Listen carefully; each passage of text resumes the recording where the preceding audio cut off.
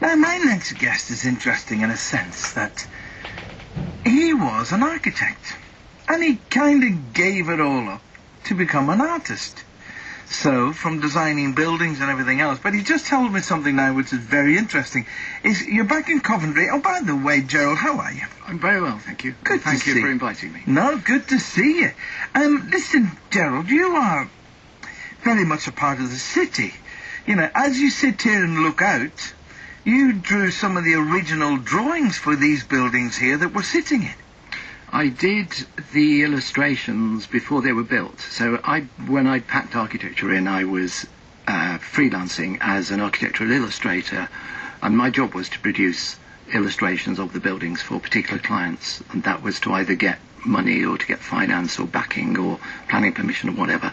And this group of buildings here that we're sitting in, as you've said, I actually did the illustration. I think I did two, in fact. Did you really? David! He drew us. And now listen, here's the other one. When you walk back to one of the buildings that you actually designed. Yes. Yeah, you've just been down to have a look at it. I did. I haven't been to, as you quite rightly said, I haven't actually been to Coventry for about 8 years. Where are you from then? I'm from Nuneaton. All right. Which is, as you know, a million. You would think it was Timbuktu the way you said that. A million miles away. Yeah. So it was quite fortunate because I arrived 3/4 an hour early. So I wandered around the city and I looked and I thought, I don't know where the hell I am. And then I turned a corner and I thought, of course I know exactly where I am. So I thought, let's go and have a look at one of the buildings I did. I was in the last job I had was at the City Architects, and I was in the further education department, and I did a couple of the buildings on what was then the Lanchester Polytechnic site, which is now the university. And I noticed it says industrial design outside it now. And so I went and had a look at my building. Did you, when you look at a building, when right. you've done it now, and time has passed on, it's there, but how many years ago was that? Oh, that was it was opened in 1983, I seem to remember. So it's a while ago now. A little while. Yeah, it's a little while ago. So you go back and you look at it and you think, do you ever look at a building you designed and think, God almighty, made a right backside of that? Well, inevitably, I think you do that in the same way that you look at paintings that you've done. And but things are of their time, aren't they? I think, to be honest. And it's like any development. You look at it you look at things. The elements of Coventry that have been taken down that were built after the war looked very dated, didn't they? Yes. Yeah, in their time, they were modern, in inverted commas. Right, I take your point. Do you get sad if one of your designs was sort of, after it's had its 30 or 40 years or whatever, they're now knocking it down? Do you go back to see it falling down or something like that? No. No, you don't have an affair with it that you don't. No. Would you do that then with one of your paintings? Say it was damaged or it was burnt on a fire or something that you did, would you have the same feeling? Or once you've done it, does it go and that's it? I think that's interesting. As far as paintings are concerned, I think that because it's an ongoing process, I tend to look at the paintings I do as a byproduct of the process, if you like, of being an artist. So it is of its time and of the moment, and then it's gone. And then you're looking towards the next one, and it's always the next one that you're doing. You might look back at things you've done in the past that you haven't seen for a while. Maybe people have bought pictures and then I've seen them again after a couple of years or so. And sometimes you've forgotten you've even done them, and other times you look at them and think, actually, it's not too bad. Would you ever say to someone, could I have that back because I just want to alter something? No. You don't do anything like that? And it's very tempting. It'd be terrible to do that. Particularly when you paint it. I do a lot of painting plein air. That means outside on the spot. So I might go to Oxford or go down to London, stick myself in the street and paint. And that is very much of being on the moment and in the place at the time. And it's very difficult to make a judgment of that until you actually get it away and look at it 2 or 3 days later. And then you can be much more objective about it. The temptation is you want to touch it and tweak it, but I never do. Or let's say no, I very rarely do it. Okay. I might put an extra figure in or something like that if it needs it. I learned earlier today from the historian, you might have said at the start of the hour, where many years ago, the kings and queens, 500-600 years ago, who were having the portraits done, Right. would, rather than sit and go through that long, arduous process, they would get the artist to sort of touch them up and, you know, maybe a few grey streaks here or a moustache, or the lady might have another piece of jewellery or something added on. And that's what I was thinking. Would you do the same? What, get the artist to touch them up? Yeah, would you touch them up? You know, you go back and think, well, hold on, well, that wasn't there. Maybe I should add a bit of that, or like a new building in London. If you're doing a skyline of London or something, All right. Okay. Would you add a... Probably something? not, no. I think the danger of that is you start fiddling with it, and you fiddle, and you fiddle, and you paint the life out of it, and then you end up chucking it away. The moment's gone. Yeah, the moment is gone. It is very much of being, particularly when you're painting outside, it's of the moment, of the time, and it's all the energy, and I actually love busy places. Yeah. So I like going to cities with no preconceived ideas. So I'll probably get off the train and turn a corner, as I did this morning, as I turned from where I'd parked into Priory Row and round the back of the cathedral, Cookie Lane. The sun was low. They were beautiful shadows on the floor. The very direct, dynamic shadow shapes. And you think that's absolutely beautiful to be standing there painting it. An hour later, it's gone. Of course. So it's the time. Would you take photographs then and start and then take a few photographs and... I think the danger of taking photographs is that, I mean, I have worked from photographs, obviously, and worked from sketches that I might have done, but the danger of working from photographs is that you become very proficient of painting a picture of a photograph of a subject. You need to work from the three-dimensional world, which is the real world, and convert it to the two-dimensional surface. And it's that translation where you get all the energy and your individual touch and your individual character you put into that. If I was to look at your photographs, Right. What would be your signature, apart from the signature at the bottom right? How would people recognise a Gerald Green? I think it's difficult to say, because when you're producing something yourself, it's what I try to do is to get a sense of the essence of the thing that I'm doing, whether it's a bowl of flowers, whether it's boats in a harbour, whether it's a view of the high street in Coventry or whatever. I'm trying to get something of the essence of the feeling and the spirit of the place. I think that's the word I'm after. Does that come from your architectural training? No. Nothing to do with architecture. So architectural would be cold in a sense. The architectural illustration, if you like, was you were producing a product for an end user. So it had to do a selling job. That's the nature of an illustration. Now it can be, or could be painterly. It could have, it could be attractive as a painting as well. But that was the very nature of it. With the paintings, it's very much that I'm doing myself. I'm driven by what drives me personally. So it's got heart and soul. In the same way that any other artist, whether they're working figuratively, realistically like I'm doing, or whether they're working in a more abstract manner. We're all on our own journey, basically, I think. Right. We're going to talk more. Gerald Green is in the studio with me, artist. A busy artist. You're here, there and everywhere, and lots of... Do you know how many paintings you've done? I've actually got 200 at home at the moment that are either I'm working on or are finished or are in the process of working on. How many I've actually done, I couldn't put... I can tell you how many commissions I did as an architectural illustrator. It was over 1,000. Really? And some of those consisted of 10 or 12 illustrations per commission. See, I told you it was a busy artist. We're going to talk more with Gerald in a moment. Good luck to Coventry United today against Coton Green at the Higgs. An artist who was an architect.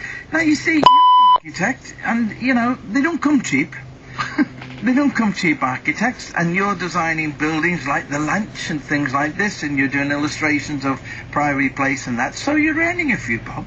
You're nice and comfortable, you're okay. You're going to become an artist. You don't know if you're going to sell anything. Well, did you think about that, or... Well, I think my life really has been a series of side steps, rather than career changes. We call that ducking and diving, where well, maybe. Perhaps a bit more diving than ducking. Ducking, yeah. But it was a sidestep. It was a sidestep into doing the illustration work. I felt underused. I felt that I got more to give, and I felt that my creativity, I needed to work on my creativity and find an outlet for it. And so I did it in my own time. I trained myself. I saw these illustrations in the architectural press, and in my heart of hearts I thought I could do that, but I couldn't do it then. So I trained myself. I'll talk to you later. Travel you trust. We are BBC Coventry and Warwickshire. She caught me on the hop then. It was a quick stop today, Dorina. Thank you so much indeed. Gerald Green is my guest. He is an artist. He was an architect. He designed the lunch. And he did the illustrations of where we are sitting today. And it used to be Fishy Moors. Do you remember Fishy Moors? Fishy Moors? I remember Fishy Moors. Yeah, well, I think we're in where they washed the cups and saucers and the plates. I remember the Exchange and Mart as well that used to be there. Of course, down that side there, yeah. I'll tell you a story. When I played just come a little bit closer to my phone. I played in a rock band years ago, yeah, there was a Gretsch Tennessean in the window, and my dad lent me the money to buy this. Yeah. And it's a 1965 Gretsch Tennessean that I still have. Worth the property. My son's got it, actually. Has he? Yeah. So your son plays it now? Yeah. Yeah, fantastic. Does he play it in a band? He's a producer. Is he? Okay, and produces what kind of stuff? He did the Keane albums. Really? All right, so you have a heck of a connection to this patch, haven't you? Oh, yeah. Yeah.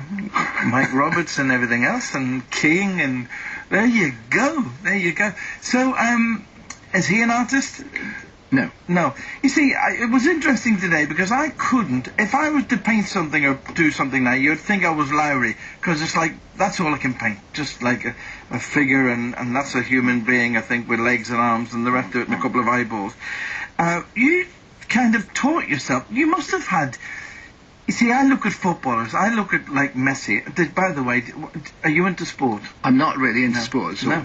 Big disappointment to my dad. I wasn't very interested in cricket. Well, I look at all sports people, and the people that make you turn on the telly or go and pay to go and watch are the people that I just, no matter what the sport is, they weren't taught that. They weren't coached that. They were born with it. The Messis, the Georgie Best, you know, and you look at cricket and all these wonderful, years ago, the sort of the Caribbean cricketers, where they were just swinging the bat like a baseball and everything else. They weren't coached. They were born with that. And I'm thinking, to be an artist, like with your reputation, you must have been born with it. I think it's being born with a desire to want to do it. No, I disagree with you. I think it's in you to do it. Yeah. I mean, I was always drawing and painting as a child. Yeah, that's what I mean. This is what I'm saying. So, it's like, I'm not into sport, but I really admire sports people. Yeah. I'll let you into a secret. The Olympics passed me by. Really? Yeah. But golfers, let's talk about golfers. How can they get that ball in the hole? I can't even hit the ball. people used to say to me, when we played table tennis when I was younger, read the spin. And I can't even, I want to just try and knock the ball back over the net. I can't see the spin. So, I mean, we're all put on life to do something that we might be a little bit good at. One of these days I'll get a radio program right, and I'm going to retire. I've said it forever and ever. But no, it's interesting, because I just feel that people have got this from birth, somewhere along the line.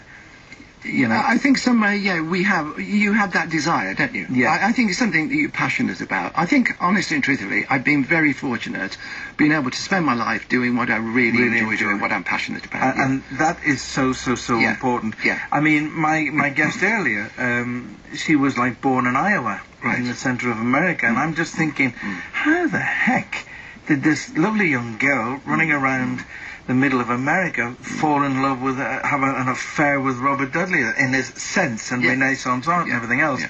You know, how does that happen, this little thing? But it's a strange world we live in, and you know,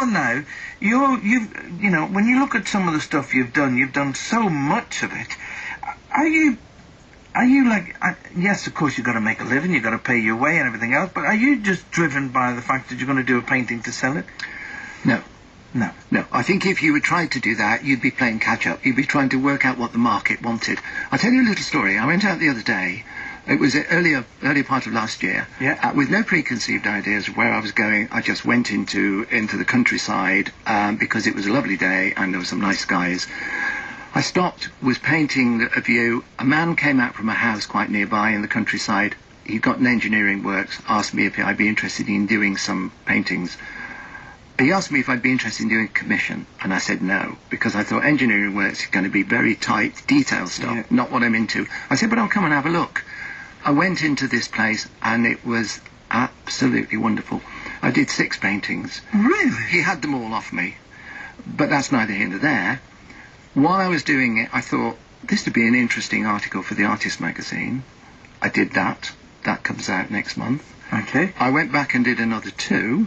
And they were in the Royal Institute of Oil Painters exhibition that's just been in December in the Mile Galleries in London. So that happened, all that happened as a result of me making a left-hand turn when I was out on that day because I didn't really know where I was going. Really? Now, isn't that interesting? Yeah. Now, life works like that, though, doesn't it? Oh, God, yes. You know, sometimes when a door closes, another door opens that you didn't expect. Absolutely. Yeah.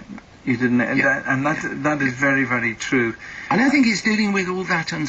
Painting is about dealing with a lot of uncertainty. When I go out and paint, I've got no idea what I'm doing. You're setting an easel up.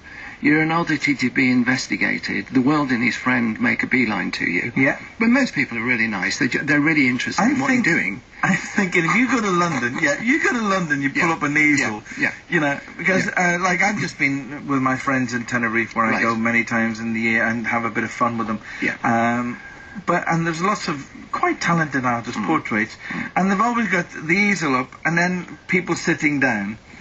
Posing for them, and I'm thinking, if you put your easel up in London, does anybody ever come up and say, "Can I sit?" And do they expect you to paint them there and then? Kind of. Well, you get. I think people divide into 3 types. There are those that will come along and just chat amongst themselves about what you're doing. Yeah. There'll be those that want to interrupt you and ask you questions about what you're doing. Do they annoy you? And then there's the type that want to come and share their life experiences with you. They have this overriding desire to share everything about their life with you. Yeah. And that annoys you, I can tell. Well, it doesn't. It's not annoying, but the thing is, when you're concentrating on what you're doing, and the way I deal with it is, I will talk to them, but I'll keep it brief, and I won't make eye contact, because that invites another question. It's not that you're being rude, it's just that you're really focused on what you're doing. And they always come along at the point when the painting's falling apart. Yeah. And so you're annoyed even more, and you're going to blame them for it. Well, that's always the good excuse. Yeah, good excuse. It's like that when you're on holiday and these people come up to you to sell you something, you know, they're carrying all these things, whether it be watches, whether it be and everything else. The minute you make eye contact, they think that's it. I've got a sale. That's it. So I take your point. Half the time they'll put things in front of me and I won't even look up. I won't say hello or anything. Yeah. I just head down and so I take your point on that one. Now you obviously like music. You had your Gretsch. Your son's got it. When you got your Gretsch, what kind of music were you playing? Oh, in those days, we're going back quite a long time. It was Motown stuff. Yeah, Motown. Yeah. Really? I played Martha Reeves today, and I've told the story many times on her. I took her shopping. Oh, really? Yeah, up the Holyhead Road. She came to Coventry, she was doing a tour, and she had some backing tracks that went all up the Swanee. Forgotten the credit card, had you, or something? Well, actually, yes. No, she only had dollars when she bought the fruit and everything that she wanted. I ended up paying for them. But, yes, she had trouble with the tracks, and I got a recording studio, so she brought them to me to sort out. Excellent. So that was the wonderful Martha Reeves in Coventry. And then she says, "Hi, I've only got dollars," and I got all that. I thought, oh, God almighty, I fell for that one. But you admire the talent. Absolutely. You know, we've now got a premier sort of rugby team at the Ricoh Arena. That's terrific. You know, it is and it isn't, because if you're a Coventry City fan, and people still are, but we are embracing the rugby a lot more than I thought. You know, I had to play rugby at school. Did you? What school did you go to? King Edward VI in Nuneaton. Oh, when it was grammar school rather than the sixth form college. Oh, and being tall, I was always a prop. Right. So I was in the heap most of the time. Right. So maybe that's why you didn't like it. I never played rugby in my life. In fact, I'm trying to think if I ever held a rugby ball. My cousin was a GP and he went to Guy's and he played rugby for Guy's and he was a mad keen sportsman. Yeah. I think it's you either love it, don't you, or you don't. Yeah. Your painting, what kind of painting is it? Something I should have talked to you at the very beginning about, but, you know, you paint flowers and it's watercolours. What is it? What do you call it? Well, I paint in watercolours and I paint in oil. I would call them impressionistic. Okay. So I'm producing an impression, the essence of the thing, rather than trying to produce photographic likenesses, let's say. Okay. Will you, therefore, you know, your paintings, are they increasing in value as your reputation has grown and grown and grown? Well, in dealing with galleries over the years, the prices have tended to creep up a bit. But we're in a sticky time at the moment because, after all, it is a luxury market. Of course. And luxuries are probably the first things to go when people don't actually need them, you know. But what makes the cost of a painting, like, you do a painting, do you think, right, I spent 6 days on that one, I've done 48 hours, it's got to be worth... No. So who costs a painting? I think it works, the gallery will look at your work in comparison with the other work that they've got there, and it will be priced to suit the market that they are aiming at. Obviously, if paintings are incredibly expensive, then maybe they're not going to sell. No. And there are different markets for paintings. There'll always be people out there that have got the disposable income to buy paintings, whether there's a recession or not. Don't you put a price on it? Yeah, you tend to have a price in mind, definitely. And when I sell them myself, which I do off my website, then, you know, I keep my prices consistent with the prices that other places are selling them. The key thing is to keep the prices the same everywhere. So what you don't want is them being sold at one, you know, let's say, I don't know, in the Cotswolds for a certain price, and then in York at a different price, and in Coventry another price altogether. The average cost of one of your paintings then would be? For, let's say, an oil painting that is 24 inches by 18, which is 60 by 45 centimetres. Oh, you're all right with 24 by 18, I worked that one out. Yeah, you're paying, or a 20 by 24, the last one went for £1,900. Really? Yeah. So if you do a bigger painting, it costs more. Is that because of the canvas? Well, usually larger ones fetch more money, yes. Because I've often wondered where the costings come for art. When you say where the costings come, what do you mean? I mean, I know exactly the question I'm asking. How do you work it out? What does that cost? Or does someone decide then? I mean, for example, if you didn't paint for a few years, right? Yeah, your costs would go up then because there's less of you. I don't know. I don't know that I'm honestly in that position at the moment. You could write a novel for a couple of years now, maybe. I'm like, listen, I'm giving you ideas here. Yeah, you'll be asking for a commission, sir. Yeah, I'm giving you ideas. Yeah, it'd take a couple of years off to write a novel. So, your website is? It's www.geraldgreen.co.uk. Listen, it's been a pleasure. Thank you very much. I enjoyed it. No, on me, I've enjoyed it. You know, I've learned a lot today. I'm just looking at a lot of the stuff from the galleries, your stuff. It's all over the place. It's all over the place. And to find out you're just from up the road, one of them Nuneaton lads, it's great to see. And you designed the lunch. Well, one of the buildings is there. Yeah. Let's you know, not the whole thing. No, not the whole thing. No, there's a lot more to it. And did the illustration for the buildings we're sitting in as well. It's been an absolute pleasure. Thank you very much. I've enjoyed it. Thank you so much indeed, Charles. Trisha,